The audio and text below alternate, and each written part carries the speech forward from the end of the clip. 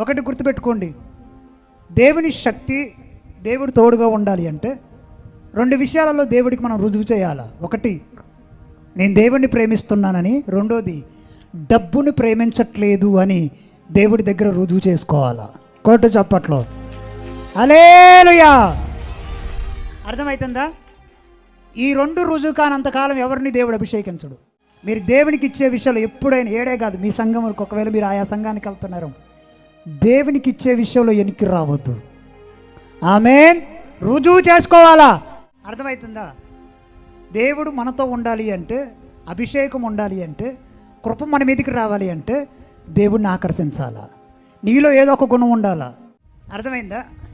కానీ వాళ్ళకి ఎంత కోరికలు ఉంటాయంటే, అయ్యగారు నాకు బిల్డింగ్ మీద బిల్డింగ్ కావాలి, అయ్యగారు నాకు కారు మీద కారు కావాలంటారు. అంత ఈజీగా దేవుని ఆశీర్వాదం పొందుకోవటం కుదరదు.